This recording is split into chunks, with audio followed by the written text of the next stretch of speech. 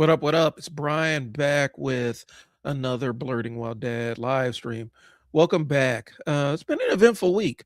I decided that this week I'm gonna try a single topic kind of show, a topic that has a lot of meat has a lot of meat in it, but I don't want to try to because I feel guilty if I have all these multi-topic shows and I spend all these times writing out these segments and I only get to one or two of them and then leave like 8 or 9 of them just sitting adrift. And so we're going to try a single topic.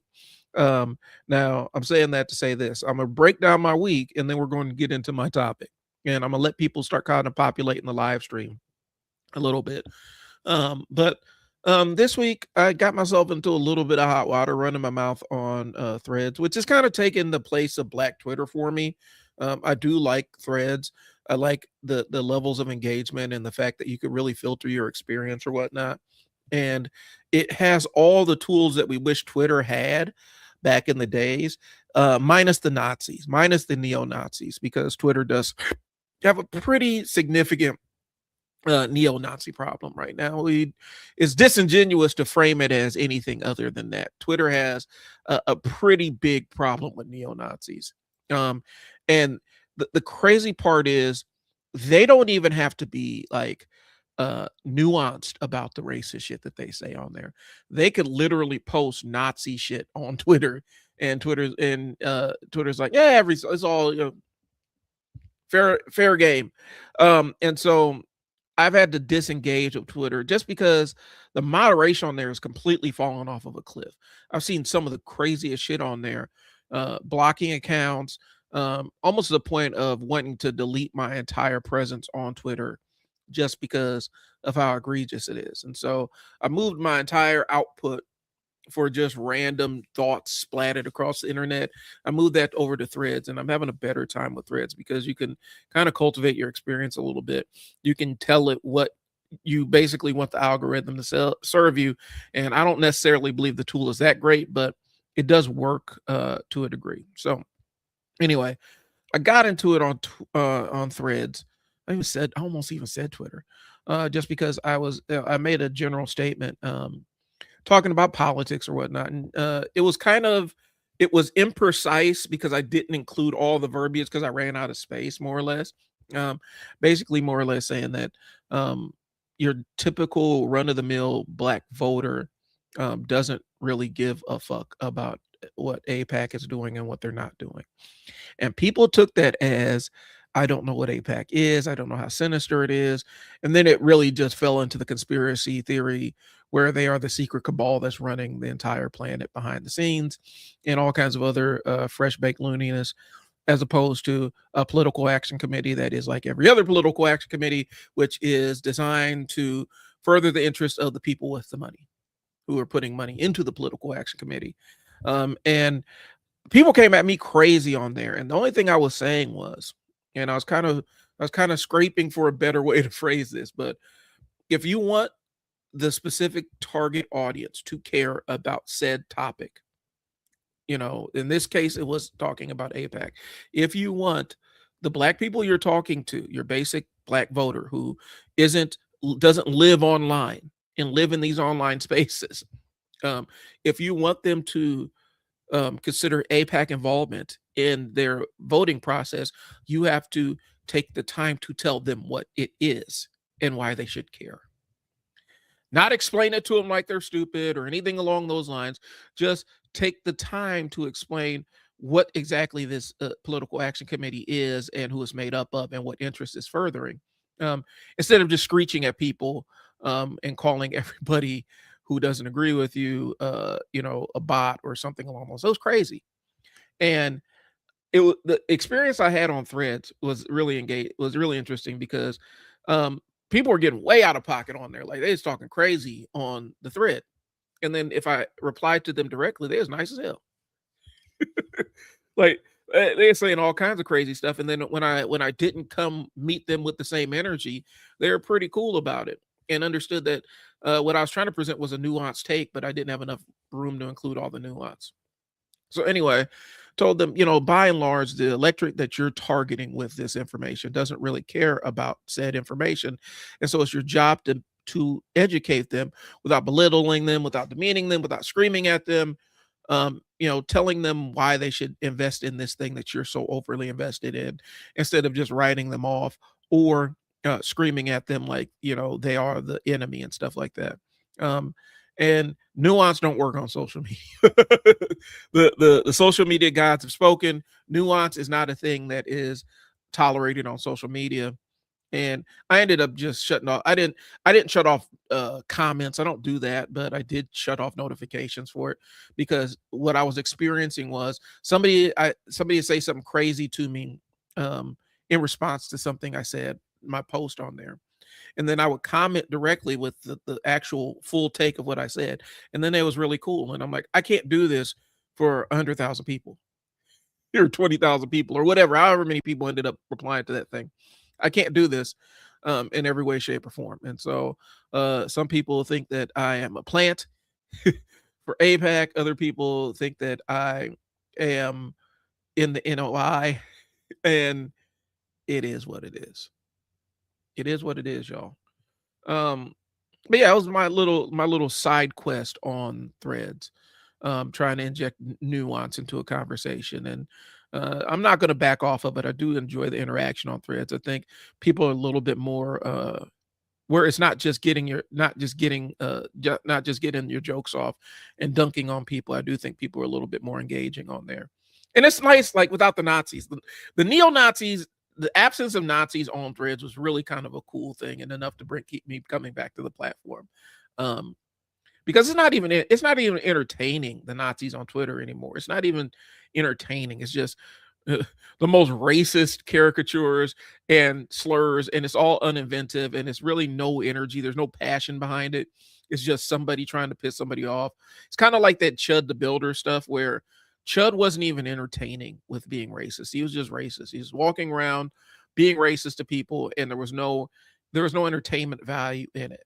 There was no originality, no intrigue. He is just being a brutish racist out on the street. And we see those all the time in real life. Like Black folks, we encounter them all the time, especially if you're kind of in the red state. You encounter that boring racist all the time. And so um, that's what Twitter's turned into for me. Just, hey, nice to see you. Thanks for tuning in. So, I'm talking about my misadventures on Threads or whatnot. And um, yeah, it was a fun time. Get people trying to dunk on me, and then when you go and talk to them, they're really kind of cool. And Threads is just a different vibe. Twitter is more like I say Nazi thing, and then people respond to Nazi thing, and then I go viral for saying Nazi thing. Hey, how's it going? Thanks for tuning in. There is no one who is an anti-black racist. Um, I don't necessarily go that route, but what I will say is this. I do think there's a level of ubiquity to anti-blackness in society, where we're sitting there trying to explain to people like the entire Michelle Obama man thing and why that's racist, and people are obtuse. They're just shutting off their brains with it. And it's like, well, the subtext is by saying black women are men, that rationalized, that justified years and years and years of maltreatment and getting assaulted like men by people in authority, law enforcement, and things along those lines. And if you say that they're masculine, then you can launder the image of somebody assaulting a man assaulting a woman, as long as it's a black woman. And so that's where that entire Michelle Obama steeped is a man thing is steeped in racism.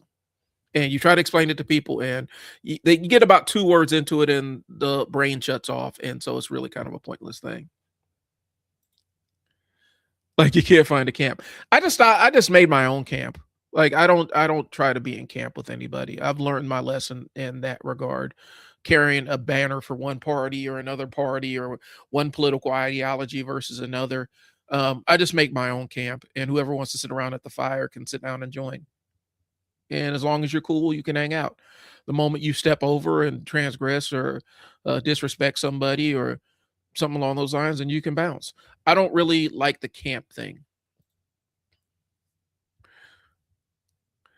And then yeah, so like I said, I got myself in trouble basically saying, if you want black voters to care about what APAC is doing and what they're not doing, then you probably need to sit down and take some time to explain what APAC is and how it's different from all the other litany of other things that your average black person in America has to deal with, that is an extension of supremacy and the same white nationalist ideology and everything in the caste system. You got to explain why it's any different than all the other stuff that marginalized people face on a daily basis. And people got mad at me for that, because for them, they have decided that this thing right now is the villain of their story, and everybody else needs to see it as the same villain. Hey, Maddie, what's going on? How's it going? And so, like I said, people got really pissed off with me with it, and I'm like, yeah, I mean, if you want people to, if you want, if you're screaming at black people about how terrible APAC is, then you need to take time to explain how it's different, how this political action committee is different than any of the other think tanks that have political action committees attached to them. Heritage Foundation, all these other ones that have done, and whatever the Koch brothers one is, I forgot what the Koch brothers one is.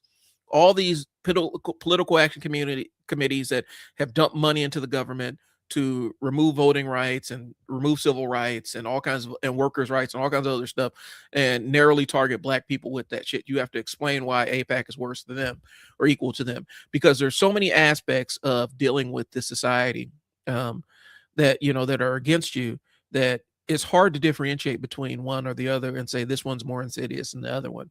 So I said that, and people were mad at me. What's up? What's up?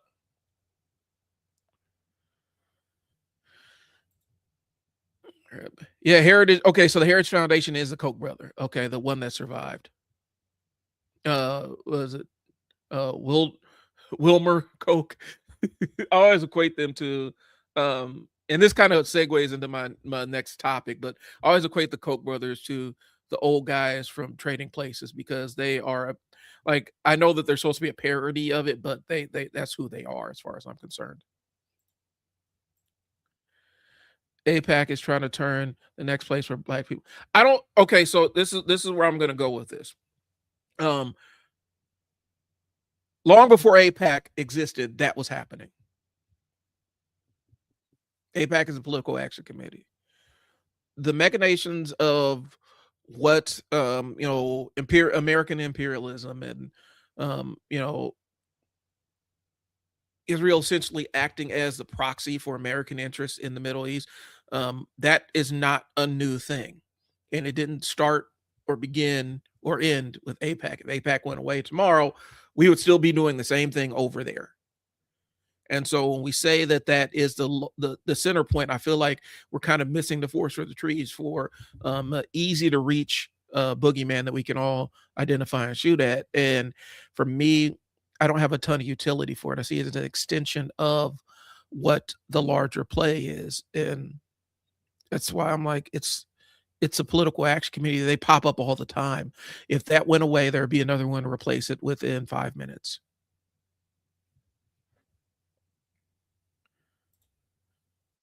Americans Prosperity, Cato Institute, ALEC. I thought one of them died. I thought one of the Koch brothers kicked off. Oh, there are 4 of them. Oh, wow. So they really were the Legion of Doom. Do they hatch them? Like, do they emerge from their stasis pod and come out when one goes offline, another one just emerges and takes his place? How does that work? But like European, well, I mean, there's a parallels between, because they're black Palestinians too, and the level of oppression. And there's Christian Palestinians. A lot of Palestinians are Christian. That is, the Palestinian is the thing that makes them marginalized in that area. And so I don't want to get into it, because this turns into a very contentious topic, because there's so many different nuances to this argument, and I am not equipped. Like, I haven't done the research right now to have an intelligent conversation outside of the conversations I've already had online, if that makes sense. Give me a week, we can go into the whole thing. Fred Jr. went off and did his own thing. David and Charles combined. Bill had a falling out with those two. Damn, it's like War of the Roses over there, bro. David died. Okay. I thought one of them died. Went to the Middle East. They're welcome. It's not that simple. I know that. Yeah, because there's still a lot of anti-black. See, anti-black is a global kind of racism. And so it's all encompassing kind of thing. And so it's not necessarily a clean parallel, even though there are places where a black person probably could go where it looks a little bit different. There are elements, there's shades to this. And so, and I think the problem is people pretend like the shades are the is the full gamut of the colors that you're going to encounter. That's not the case. Hopefully I'm making sense. What up? What up? What status? I don't know what that is. Not Freddie Jr. He was always the black sheep of the family in more than one ways. Okay. Well, so yeah, the Koch brothers. So I remember seeing a documentary of them. I always thought it was just two of them. I did not know there was like there was an entire colony of them out there operating, and a couple of them aren't with the program, and so they were excommunicated from the thing. Anyway, that was my entire conversation, and I got jumped initially, but then I kind of said, I don't necessarily see APAC as not a thing that needs to be talked about and discussed politically, but I do see it as another thing. Like, I don't think it's the primary driver of all the other stuff, because oppression for black people in this country, narrowly, and for everybody in this country, did not start in 1948. There's been machines that have been in place for much longer than we've had political action committees be legal. And by isolating this one and saying this is a focal point of all the other things, I feel like it's almost setting people up to say, well, if we just get rid of this one thing, then all the other stuff goes away, and it doesn't. Get rid of APAC, another APAC pops up. That's just the game. And so by not addressing the entire construct that is creating these political apparatuses to funnel money into the government, it's just cutting the head off the Hydra.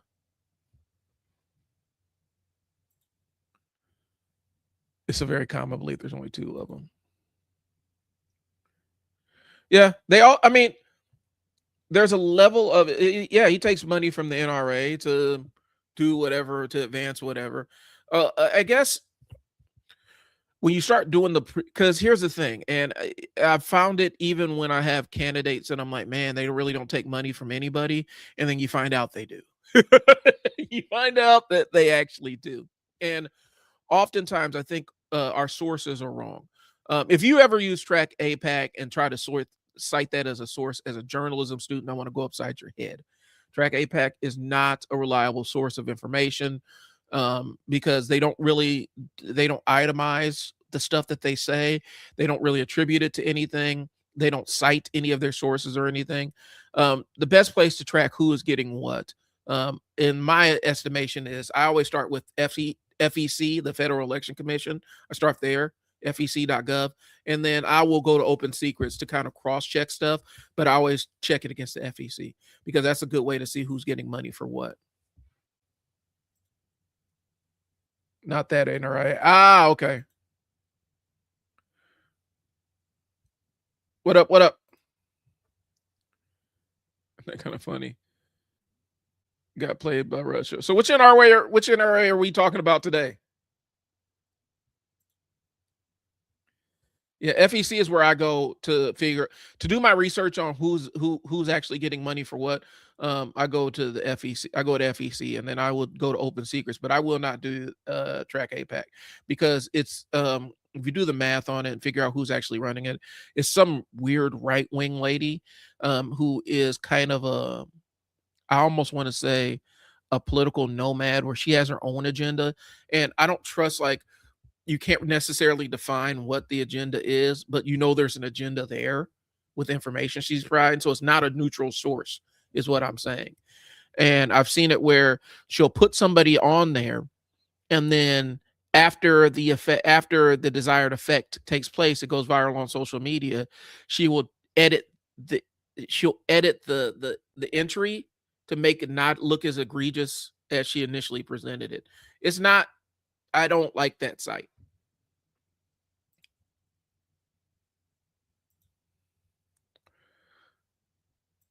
I was talking about the gun lobbies. That's who I was talking about. I thought I was tripping. Oh, the National Realtors Association. Make sure you're. Oh well, yeah. I mean, but a lot of them is it which one is it? Blackwater or BlackRock that owns all the real estate, or is it both of them? Because they're invested in it too, and they invest on both sides of it too. Different evil. That's what I'm. Okay, so Elaney, this is okay. So this is what I want to focus on right here. Before I get into my topic, this is what I want to talk about right here. A different kind of evil. That's what I'm talking about. When we isolate and say this one political action committee is the genesis of all this other stuff and all the other oppression that's going on in the world today, that's what I'm talking about. Still evil, but a different type of evil, right? But it's not the entirety of all of it. And when I talk to people, they're not sophisticated in their approach to APAC, and they're not sophisticated into how they talk about Israel, like the U.S. government is under the control of Israel. That it's not the case.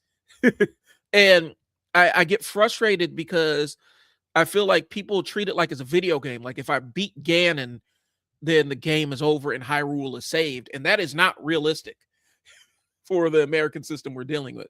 You just beat Ganon, and then you have Ganon 2 and 3 and 4 and Super Ganon and Mega Ganon and Ganon with COVID who wants to cough on you. Like there's all kinds of other issues out there. We address one and all the other ones swarm through. And I think that's where it gets reduced. Like all we got to do is just defeat APAC at the polls. No, you don't. There's so much more to it. If that political action committee went defunct tomorrow, there would be 5 others just like it. So instead of attacking the apparatus that's creating the empowering these political action committees to dump money into our elections, we're going to attack the political action committee and act like that's the end all be all. And I have a problem with that. BlackRock. Okay. So BlackRock pays both sides of it, because I think one of the owners, if I'm not mistaken, and don't quote me on this, but I think one of the principals of BlackRock is a registered Democrat. So, even I know what Russia is, it can be heavily connected to the National Realtors Association. So the other NRA Part 2. Okay. I don't know.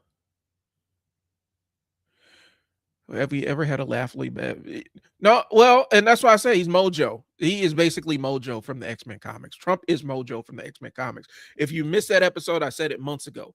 He is a cartoon supervillain at this point, and he is equal parts evil, incompetent, competent, greedy, like all the worst traits that you can put into a human being is that, just a walking ball of avarice.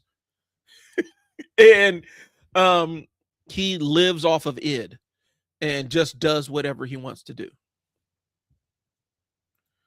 Russia has 90s. Yeah, I want to see the numbers, because Russia is kind of in free fall right now. And it's weird because what happened? Ukraine stopped relying on U.S. intelligence, started using French intelligence, and now Russia's on fire. Like, I was seeing APAC funding people through different usernames. Yeah, but okay. I guess the biggest piece is, I get back to, there are bigger factors. If you took that out of the system, there would be another one there. And I think people get so locked in on this one villain that we think if we defeat this one bad guy, the day is saved. And you defeat the one bad guy, now you got to deal with the 2 bad guys, as opposed to looking up and saying, why don't we try to figure out how we can get the laws changed so that there's not unlimited money falling into the government from all these dark places.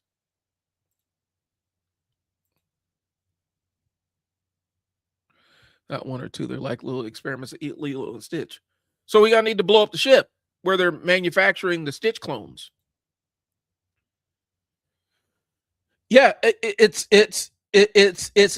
a gift and a curse how dumb he is, how oblivious he is. He doesn't know when he's being played. He doesn't understand. He cannot conceptualize a world where he is at a disadvantage, even though he is typically the dumbest fucker in the room. But with that level of self-confidence comes a danger, especially when you have unlimited access to the military. You can pretty much do whatever you want. You can overrule all the smartest people in the room and just say, this is what I want now, and press button, and then it happens. If he was actually smart, we'd really be in trouble. Like if Trump was operating on Dick Cheney's brain, oh man, whew, they'd cancel elections tomorrow and then bullshit us all into thinking all that this is best for the country. That's what I'm saying. But large scale lobbying is another extension of, how am I going to put this? How am I going to put this delicately? Large scale lobbying is an extension of white white nationalist power. Like people that have the power, extending their power. They're using their money to spread their power and influence to be able to affect a lot of different things at the same time. That's the supervillain right there. That's the supervillain. If you remove AIPAC, 5 others pop up, because we have to look at what America's relationship is to what Israel is right now. And America's relationship to Israel is they are a proxy where we could store weapons and military grade weaponry and all this other stuff. And they know that, we know that they'll go out and stop this country from acquiring this and take control of that and all the other stuff. The biggest problem is they also act aggressively in their own interests, and we kind of allow them. They do what America really allows them to do to a degree. And so our interest in there is oil. It's oil. That's our interest. If the energy supply, since we're so dependent on oil, we have them over there to act as an extension of our will over in that region. So you remove AIPAC, that exists still, and it doesn't really do anything, because there's going to be another entity that pops up, and they will find a way to camouflage it better so it can operate with more impunity. And that's what I'm saying. I will say that Trump is so asymmetrically empowered that MAGA and the structures will collapse without him. I honestly believe that. I think that this thing is not built to last. We're one blood clot away from this entire thing collapsing, and it's going to be chaotic. It's going to be, because you're going to watch the feeding frenzy that takes place as all of these people that are around him jockey for the power that he had, not understanding that there's a cult of personality attached to this. And you have to be him in order to wield it efficiently. You have to believe in nothing, say anything to win the interaction, and be completely driven by your lust, greed, hunger, and whatever. And not a lot of people are built like that, to not believe it, not hold any real beliefs whatsoever. You don't hold any beliefs that do not serve you. And that's him. And what doesn't serve him is a sense of morality or justice or anything. His thing is, can I eat it? Can I have sex with it? Can I get paid from it? And that's where it goes. Well, yeah, I don't think that's going to happen. But I also think that attacking one of the appendages, when it's proven that the appendages grow back quietly, I don't think that there's a lot of utility in putting a lot of energy in attacking it. You can out it, you can point at it all you want to and say, hey, this is a reflection of that. And people can decide whether they're going to invest or divest from said thing. But I don't think attacking one of the appendages like it's the cause is beneficial to anybody. Well, Israel. Well, and here's the thing, and this is a two prong, because I don't want to steal too much, because this is stuff I've said in conversation. FD dropped a video about it earlier today, and I watched part of it, but he mentioned something that I'd kind of been saying too. India, Israel justified. I'm coming back to that because I need to put my thoughts together before I respond to that. As a country, and use our own oil. We do. um, America does. I mean, we do to a degree. Um, but at the same time, in order to keep, it's a global market, and so it's a global supply market, and so um, our prices depend on the global supply to a degree. And so, just saying we're going to use our own oil, that's great, but that's not going to necessarily do anything to the price that we pay at the pump because it's a global market. It's based on what global supply is. I think everybody has their own thing. And like I said, anti-blackness is global. I wish I had a translate feature on here. I need to see what's being said. I can't translate that. I'm sorry. They're nihilists. Yeah, we do, like, we do pump our own oil and stuff like that. Um, but it's just it's a global market, and us trying to pretend like it isn't going to benefit us anyway. Um, a lot of things, like when people say, well, we need to just make iPhones in the United States. Do you want to pay $5,000 for an iPhone? Because a lot of people in the corporate world have paid a lot of money through the last 40 or 50 years shifting the entire supply chain to China. That's the entire supply chain. You're not going to get an engineer to you're not going to get an engineer to manufacture this stuff in the United States for $14 an hour. But there are other places in the world where you will. And so we're complaining about the effects of capitalism. But I don't understand it. Like, this is what capitalism created. We shifted the supply chain. If you look at who was the guy that ruined GE? Help me out.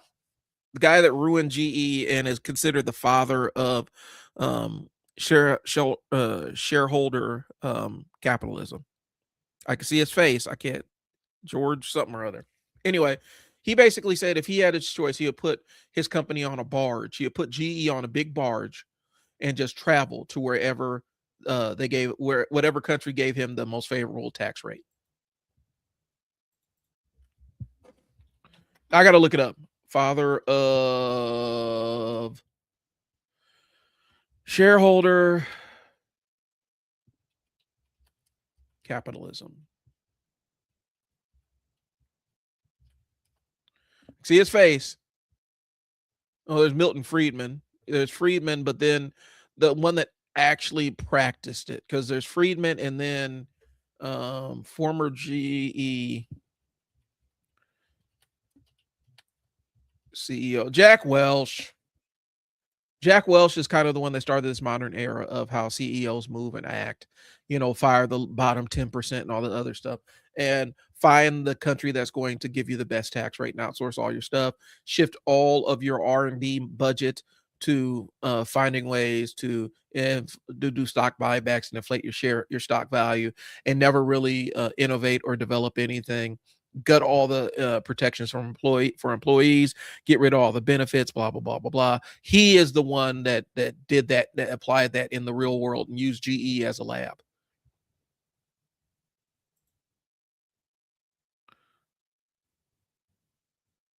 Yeah, we're the largest oil producer on the planet.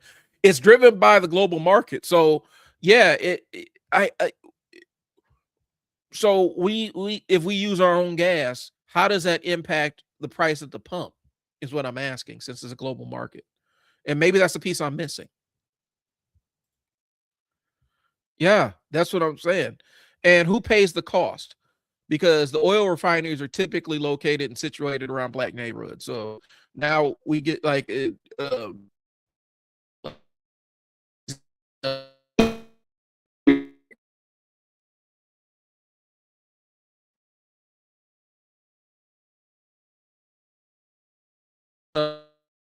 cost.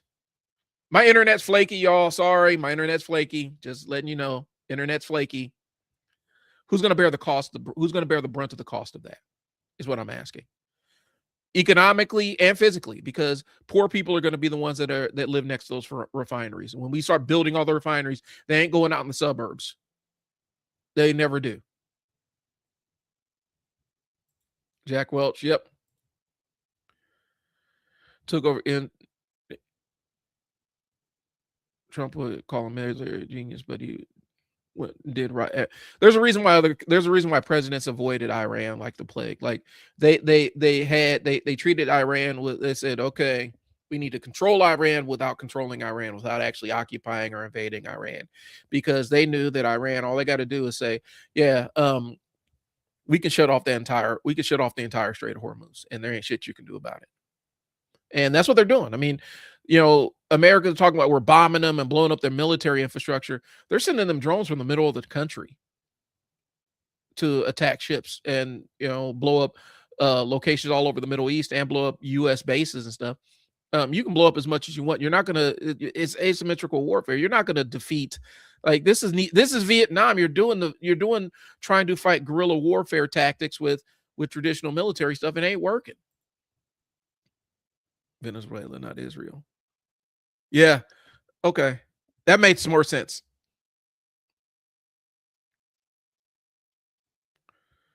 Trump is an idiot. He's an idiot who doesn't understand cause and effect. He is not an intelligent person.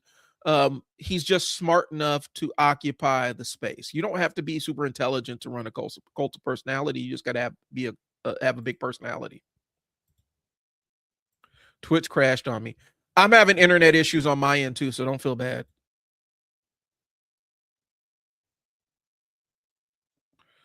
There are no refineries near towns. And see, like I said, you go down south, down in the Gulf and stuff, the refineries are situated in the poorest neighborhoods. And so you're going to have generations of poor people that are bearing the cost of that. I live not too far from the largest Superfund site in the United States for coal and lead, not coal, lead. And so where I grew up, there's a lot of houses that had lead paint, and not only lead paint, but lead in the soil. Like you get your kids outside to get some fresh air, but they're playing on big piles of lead. And so I live on one of the largest Superfund sites in the United States, and they're situated in Black Omaha. So we're typically the ones that end up bearing the economic cost of it. So that's what they mean by environmental racism, where an example of this is specifically in my city when they took, and this is not just Omaha, this is not just an Omaha thing, it happened nationwide, but locally in Omaha, what happened was when they were deciding to put the interstate in, this is 70s, 60s, 50s, 60s, 70s, they had different lanes. They picked the lane that cut right through the black part of Omaha. And a lot of like family and stuff had homes in that area. All those homes got the interstate dropped on top. Churches, schools, businesses, all gone. And they provided no money, no resources, created an entire generation of black nomads in this city where we had nothing and just sent us out. And all it was so that it was set up so that people from the suburbs can get to the airport without having to look at black people. And the reason why we know that is the interstate that they dropped in there terminates right at what used to be historically this line of segregation in Omaha. That's what we're talking about, environmental racism. And so I always worry about when we're talking about bringing more refineries online, who's going to sit with those. They're not going to go out in the suburbs. They never do. If they went out in the suburbs, I'd be fine. If there was a refinery next to like the city councilman's house or the governor's mansion, cool. Let them live right next to it. And then they could walk it like they talk it. Until that happens, I don't want any more of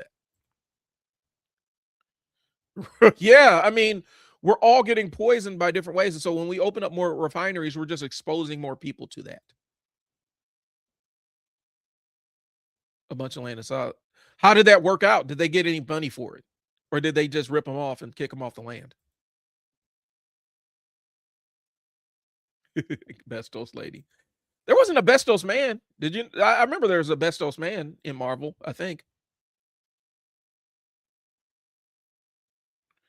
There's two different Human Torches. So which one are we talking about? Because there's Jim Hammond and I think it's Jim Hammond and Johnny Storm.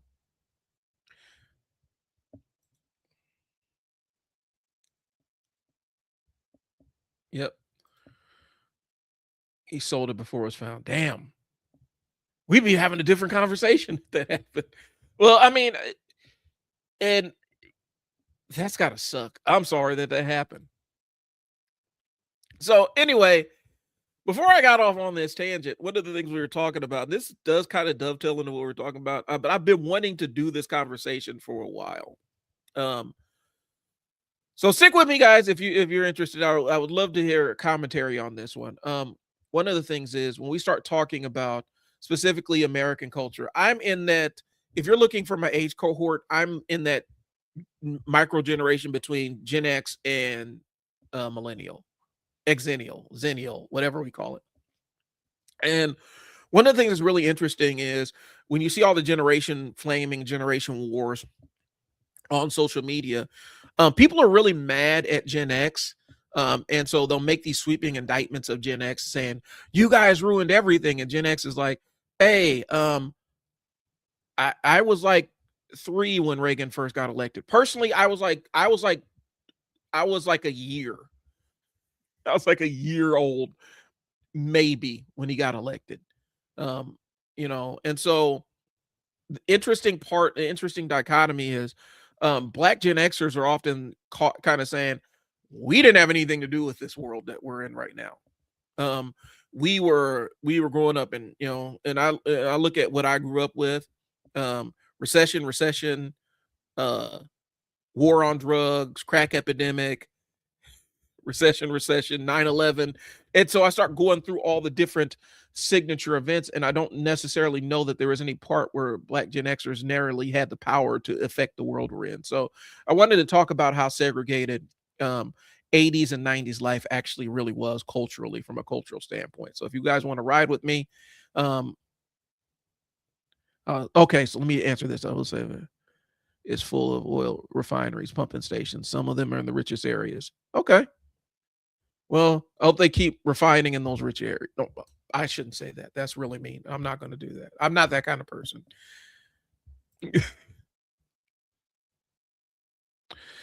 Okay, so that area of Gen X has always existed, and I don't like when people pretend like all these white Gen Xers were all cool and everything when we were dealing with skinheads and stuff at my school and little neo Nazis and stuff at my school. Like they were super racist. Like they were racist back then. And it's weird that all of a sudden we're like, oh, Gen X was all accepting and cool and everything. And I'm sitting there looking at my life at a magnet school in one of the more segregated cities in the Midwest. And I'm like, are we sure about that? Are we sure that Gen X was like really super accepting? But then also, again, I'm on the tail end of Gen X. And so being on the tail end of Gen X, I don't have a precise view into what people were what they were like and how they were acting in high school in the 80s and 90s. So that's what I wanted to talk about. But they beautify them. Got it. Okay. That things were bad in older generations. Well, and so we don't like this country's never really reckoned with what the war on drugs actually was and what it did. Um, and that's something that I think when we do cultural analysis and talk about do autopsies of the culture and stuff like that, and I don't have a heck of a lot of time, so I may not get through this entire conversation. I can assume it, but I don't necessarily because again, just like I when people say boomers, I'm like, are you saying all boomers? Are you talking about black boomers? Because black boomers experience they grew up segregated. They grew up, they were the test generation that was cut off from all the other post-war population booms and all that other stuff. They're the ones that were redlined out of all the wealth passing down and matriculating down. And so that's what I'm talking about. I feel like when we talk about when we talk about generations and what each generation, I feel like it really does come from a lens of just narrowly white folks when we talk about this, when we have these conversations. And that leads to a lot of imprecise framing. Nobody's talking about the hippies. Yeah, but see, yeah, I remember asking my mom about the hippies when she was growing up because she would have been the same age as a lot of the hippies, and so she was involved in a lot of revolutionary kind of leftist kind of stuff. You know, doing some work with the Panthers and things along those lines. And I asked her how they viewed the hippies, and she's like, "Yeah, they had the privilege to be able to do all that stuff. I had to work.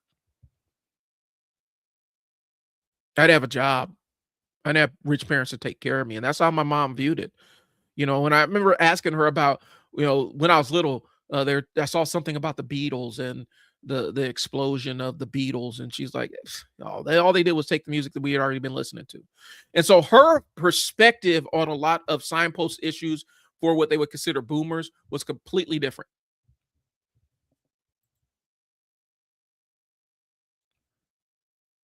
Every generation after boomers got shafted in some way or another. That is true. The summer of love people were chill, but they had the privilege to be chill. Because for a lot of people during the summer of love, it was getting your ass kicked by the police and sprayed with a fire hose. And so a lot of people had the privilege of not enduring that. They could just do drugs and, the free love, free drugs, all the other stuff. And there weren't any other worries because they were living off of the money that their parents gave them. But baby boomers, that spoiled generation, the hippies were a big minority of boomers,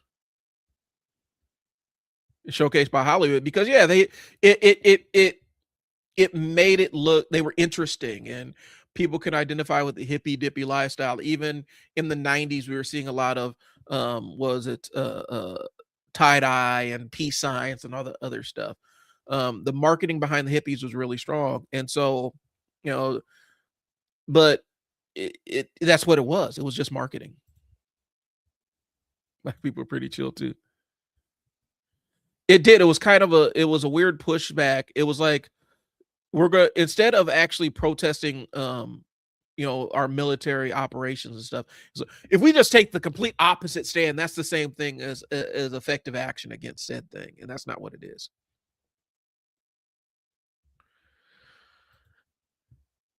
So this is what I'm going to go into, and I want y'all to understand this. I'm gonna get through because I spent some time writing this, so I want to clarify a couple of things. When I talk about cultural critique and how a lot of times when we talk about intergenerational stuff, we get things twisted. I'm not saying white people can't review black movie shows or whatnot and black music and things along those lines. I've seen some of the worst takes about, I'll be honest with you, I've seen some of the worst takes from about what race relations was like in the 80s and 90s from some of my peers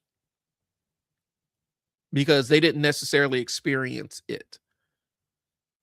Um, and so when we talk about cultural analysis, there's a level of fluency that's lacking when we talk about like and when you say John Hughes movies represented Gen X, what version of Gen X? I saw The Breakfast Club, 16 Candles, whatever other movie Molly Ringwald and all them and Judd Nelson were in, whatever the Brat Pack was in. But I'm like, I never like, damn, that really feels like me. Like, oh, them white people are having a good time. That's what it felt like. And the only time John Hughes included, because I remember people would defend John Hughes to me, and they're like, well, he wasn't racist. He just didn't have any black people in his movies. Well, he did. The only black and Asian people he had in his movies were stereotypes. They're the most stereotypical. Like, remember National Lampoons when they got lost in St. Louis? You remember that? Those are only black people in that movie. And so when we talk about these signpost things like what was it, Gen X, Nirvana represented Gen X. Black people, some of us listen to Nirvana and everything. They weren't like this big, huge, oh my God, it's Nirvana. It wasn't anything like that. It was just that's what was popular on MTV, and that's what MTV was playing. For us, the signature events weren't necessarily tied around MTV. We were watching BET, we were watching MTV Jams, we were watching what Bill Bellamy was wearing, we were watching a lot of other things that were parallel, but they weren't the mainstream of youth culture because the mainstream of youth culture was always considered to be white back then. All right, let's jump ahead. I'm getting to your comments. Biggest anti-war groups, at least. Okay. than the actual. Yeah, it was the show. It was the actual practice of war and not the infrastructure behind it. I do wish I had a translator to translate what this. I, there's no real numbers, but I can see how many boomers were cool people. But that's pretty no. But again, I go back to it. We could talk about the boomer ethos and the stereotype of what boomers are, but we got to understand that there were subgroups within boomers.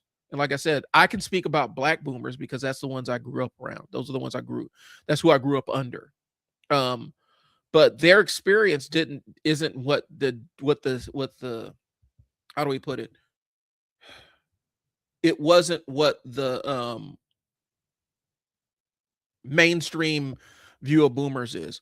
Um, and so yeah, I mean, like 30 something, the show 30 something didn't represent black boomers. I don't know if there are any black people on the show 30 something.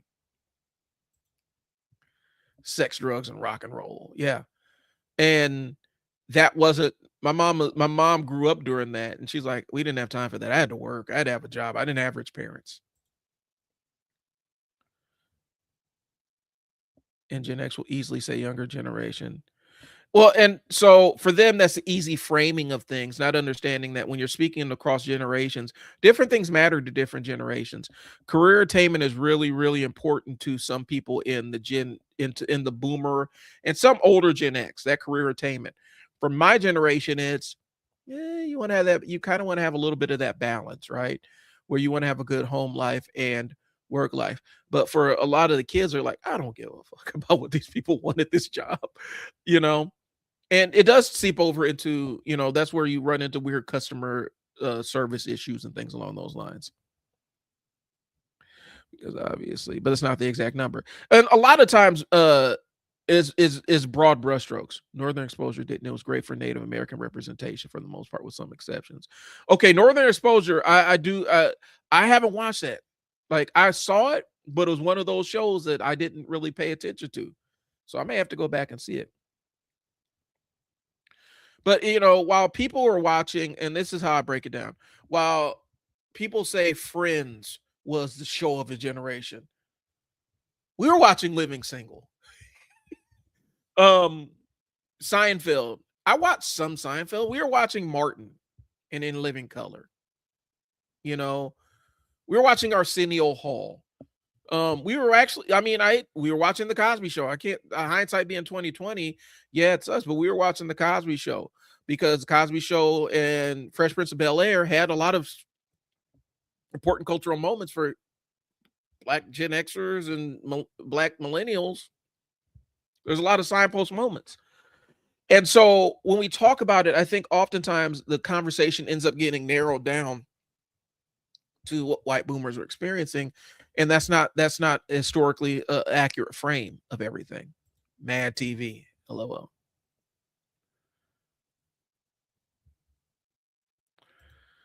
I'm mad at Bill Cosby for how he ruined the legacy of the Cosby Show for being a sexual predator.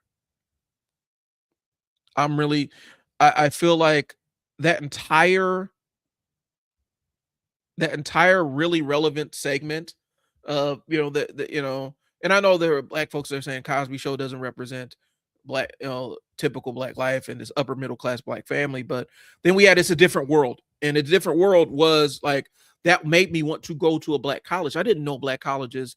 uh I didn't know that they were a thing. I'm in Omaha, Nebraska. I didn't know they existed like that, and it made me want to go and experience that.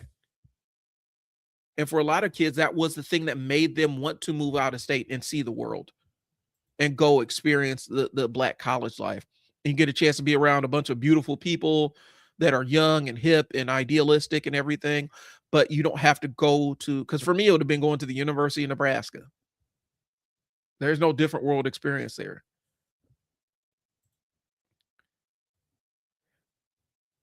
Back in the third, so I'm good. Hard pressed to actually find it. Okay. Let's see.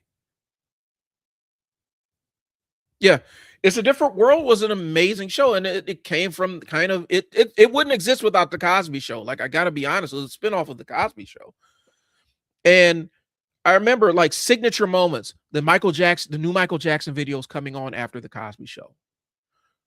Will Smith is dropping a new video after the Fresh Prince of Bel Air.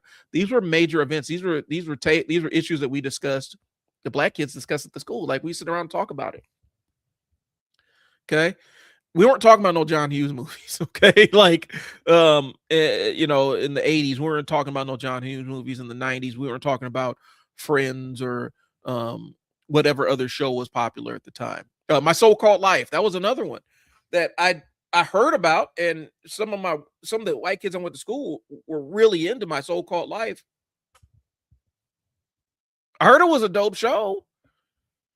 And they had some really progressive issues on it, but we weren't watching. Like, the people in my circle weren't watching it, but my circle isn't everybody. Well, they don't have a choice. Like, I mean, from a lot of stuff is centering a lot of black culture and art, specifically commercial art and movies and stuff and television shows are centering around Atlanta because it's cheaper to film there. And they have a really good studio system now. They're developing a decent studio system. Hillman, I just thought it was a college. Right. And so it was dope to see. And it changed the framing of how we viewed the world. Okay. But let's keep going. And I'm probably just gonna end up doing the dreaded video essay about this, but I'd love it if you guys supported it. But I may do it like because I spent a lot of time writing this, and I do want to. There's a couple of points I want to hit here. Um, I think the biggest thing is when we start doing the generational stuff and start doing the generational wars. Here's the thing. So, and I heard somebody kind of break it down. The signpost of Gen X life was the feral children, the feral childhood, where you were without adults around you and you just kind of did whatever. So the essay topic, I want to do kind of a deep dive into the segregation of Gen X and how culturally segregated Gen X was, because there's an entire thing about hip hop that falls into that, where there was a breaking point where hip hop finally did become mainstream. And I talked about it a couple shows ago, where hip hop actually did cross over to the mainstream, but for a long time it was still kind of its own niche thing. And the only hip hop artists that people were aware of were the big ones, like MC Hammer, Coolio, Dre and Snoop to a degree, Pac after he died, Biggie after he died, like where it actually crossed over to the mainstream of music. But for a long time, hip hop was segregated. And so some of the biggest records that were hip hop records that were hood famous, a lot of people weren't necessarily familiar with. But then I also realized that when I started working in college radio, and I found out how the Billboard charts do and how all the charting actually goes, how culturally biased those charts actually were, because even the Hot 100 or black music, the black charts or whatever they use to represent black music, those are super inaccurate, because a lot of black radio stations, they fill those out but then just send them off, but they didn't reflect what was actually playing on the radio. And so a lot of black music that hit number one because white kids were listening to it, and it wasn't necessarily urban radio. That makes sense. So anyway, it's gonna be multi-pronged. We're gonna talk about music, I'm gonna talk about movies and things that defined the generations, and talk about how segregated the cultures were. And how I think that plays out in online discussions that we have about generations today. Because again, hearing people say, well, these Gen Xers, they're the ones that are super conservative. And I'm like, which Gen Xers are we talking about? Because there's only one segment of Gen X that would fall into that ultra conservative lean, where it's backed up by voting data. And they weren't all of Gen X. They may have been most of Gen X just population wise, but they weren't all of them. Or before those guys. Well, yeah, it was super segregated before those guys. Run DMC represented the tip of the iceberg, but for a lot of people, that was all of hip hop was Run DMC. That was it. And Houdini didn't exist. Like, there was no Houdini. Um, Grandmaster Caz didn't exist. Busy Bee didn't exist. All these other people that were big names of hip hop in the 80s didn't exist. Even LL. I'm be honest with you, LL didn't necessarily cross over the same way Run DMC did, even though he's featured on the that first tour that they did. It was LL is basically a kid, the Beasties and Run DMC. Run DMC was the feature act. I think it might have been Beasties if I'm not mistaken.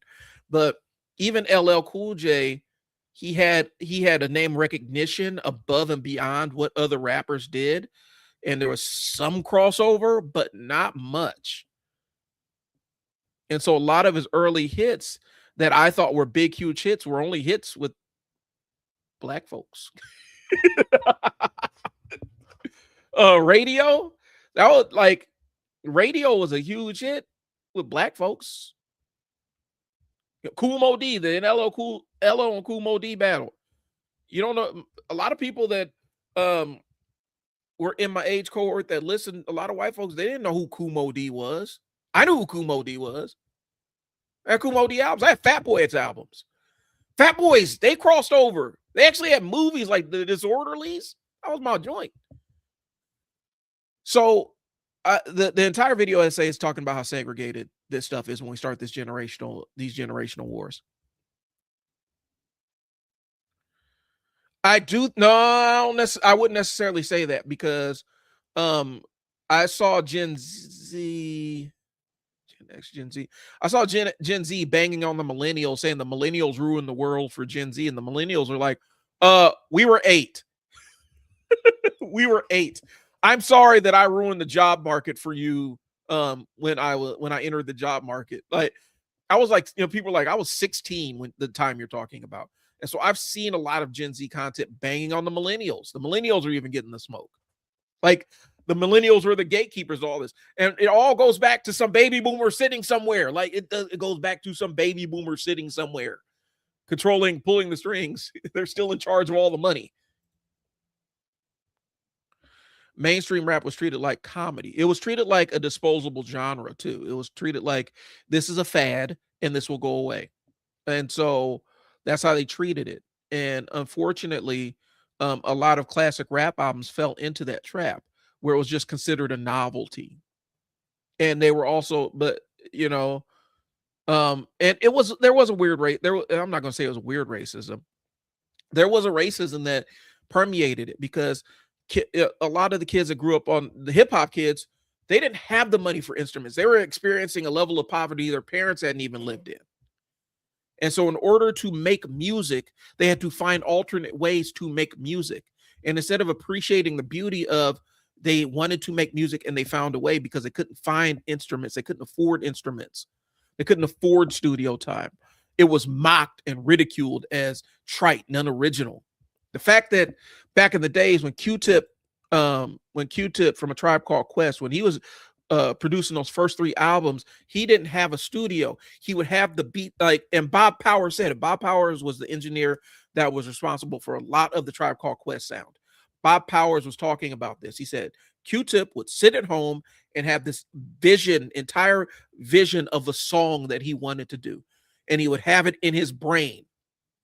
And when he got the equipment, he'd have a little drum machine. He'd kind of make it, but he'd carry it in his brain, get on the train, travel hours to get to the studio, and recreate that entire sound in the studio with instruments, whatever records are laying around, whatever samplers run around. He was using a combination of different things to make that sound. He would map out the entire song in his brain, the entire track in his brain, and just regurgitate it when he got to the studio. He said, never seen anybody do it like that. And Q-Tip is responsible for a lot of sounds that we see today. But they treated hip hop like it was this trite thing because they weren't using instruments. Well, the kids couldn't afford instruments, and there wasn't any studio time. We're talking about the crack era. We're talking about the 80s. We're talking about Reagan divesting from Black communities on a massive, massive, massive scale. and white flight and all this infrastructure crumbling around these kids' ears, and they still wanted to go make music. That's magical to me. And I think people reduce it to just ugliness and racism because that's what it is. All right, so I'm far behind, guys. I'm catching up, and then I got to get out of here.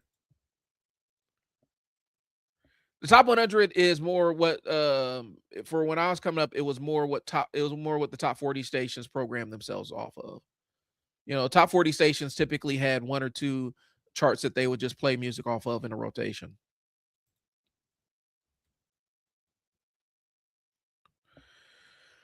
Well, there was, but then you had, Grandmaster Flash talking the message, talking about some darker stuff. Schoolie D, who was the rapper on what was it, Aqua Teen Hunger Force.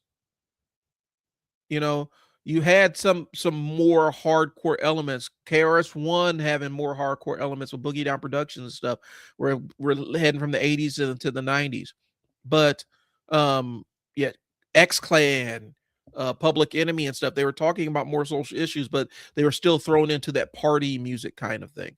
But initially, that's what all people were doing because the DJ was the one that kept the party moving. The MC was the one it was the master of ceremonies to officiate to get the crowd into what the DJ was playing. And then the MC would start rapping over whatever break beats the DJ was cutting up. And now we have a rapper. And so the rapper's job was to keep the party active. And then as it started transitioning to more studio based stuff, there's more room for more storytelling and narrative stuff. Dumbest among us. I bang on millennials. They're cringe hipsters.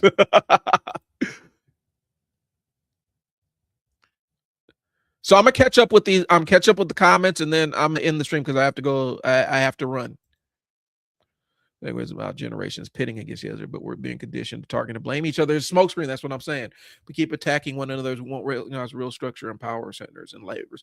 That I do. I 100% agree with you on that one. But I also think that we do need to recognize that there was some striation within the generations.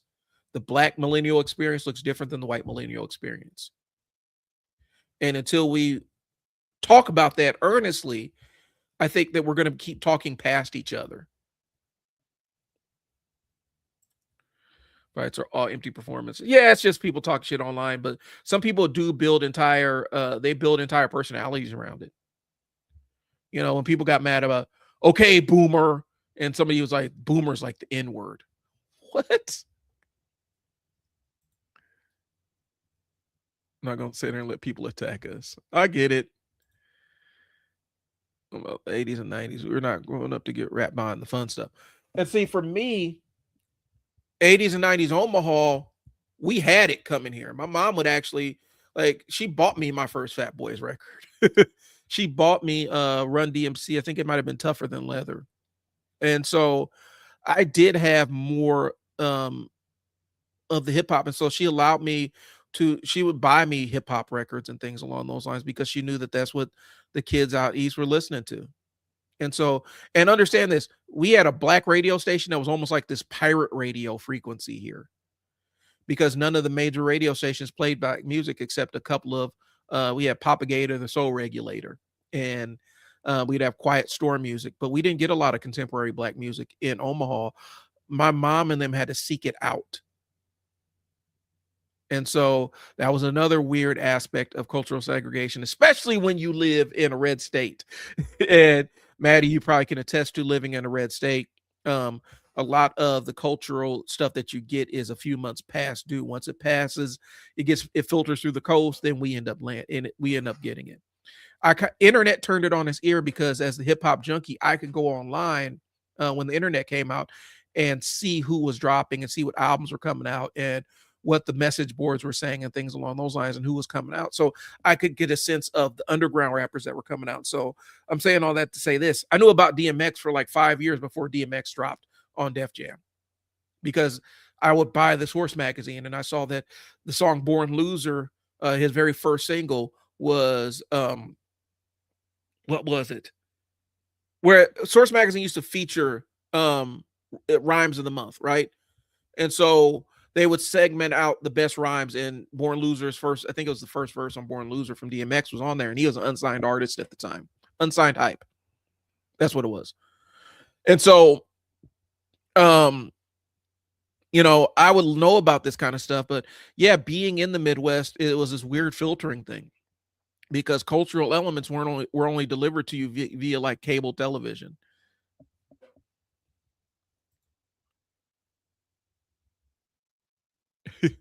I remember. Okay, so this is a weird one. So, um, one of my cousins, she is in Lawton, Oklahoma, and she came to visit me, and so we're sitting there, and I wrote her a letter or whatnot, and I was hyped like, "Hey, guess what? I got the new Cypress Hill album." And she replied back, "What is Cypress Hill?" She had no idea what Cypress. She had no idea who Cypress Hill was. She was talking about Garth Brooks. I'm sitting there talking to her about the new Cypress Hill record.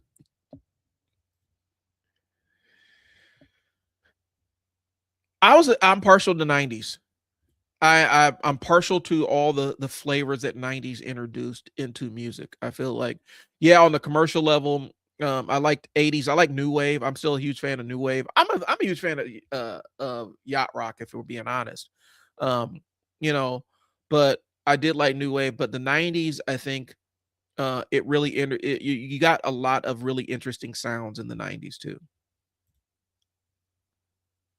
Putting the modern spin on it. I like that.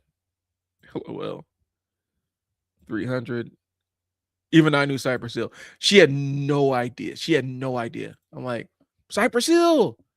Insane the Brain. Now I didn't tell her like because I had Cypress Hill's previous album, right? And so I'm like, if I could just kill a man, that was my song. Um, but she didn't. I knew she wouldn't know that one, but I thought she would definitely know because I knew she was watching MTV, but she wasn't watching the same MTV that I was watching. She wasn't watching the same show on MTV I was watching.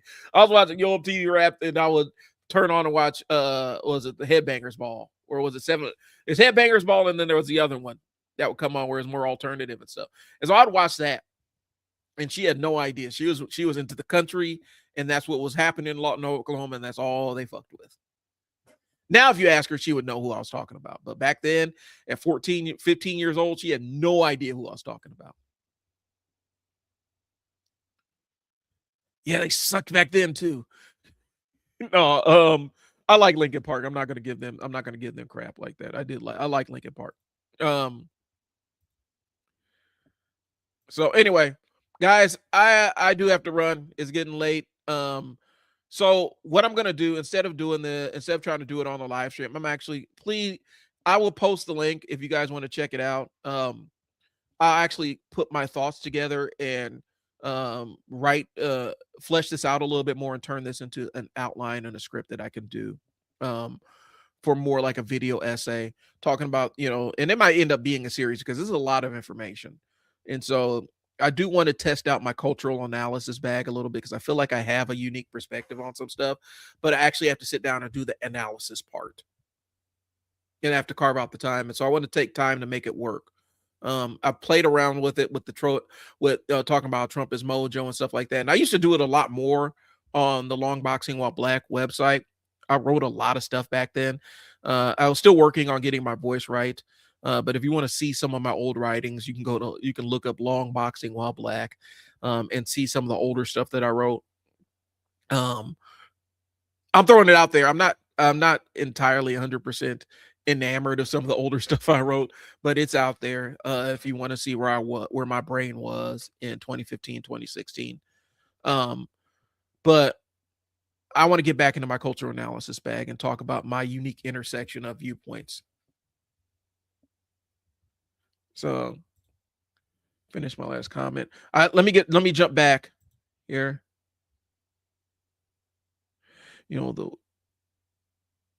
The skating rink. Yeah, it was. And so our skating rink DJs, that's where a lot of DJs got started. And so, they pick up part-time jobs at and so they had the best playlists there. And it wasn't just like every once in a while you would have like the local DJs from the radio station do a party or whatnot, and theirs always sucked. Like the worst party I'd ever been to in 8th grade, we had a DJ named Hot Scott. It was trash, bro. It was the worst. It was the worst dance I'd ever been to. The playlist sucked. It was a bunch of music you couldn't dance to. But they're hyping it up like Hot Scott's the DJ. And he got up there and he's just this lame. I'm not gonna disparage Hot Scott. I don't even know if he's still local, but it was lame for a bunch of black kids. Like it was a school it was a magnet school that was in a black neighborhood, and you had a mix of neighborhood kids and then kids that they bust in, and you brought in pretty much the whitest DJ in the city to DJ a party for us. It was trash. They tried though, but the roller rinks, that's where you got the best mixes. The roller rinks where you got the best mixes. So, I gotta run. I gotta go pick up kids. Next week maybe I can stick around. We can do another raid if you guys are down for it. Um, we'll see what happens. I'm giving a lot of the stuff I had a week to breathe, because I took a pretty decent beating on Threads this week, and so I spent a lot of my output there going back and forth with people, and so I may spin the block on that one. But yeah. So anyway, I'll talk to you guys later. Thanks for tuning in. Peace.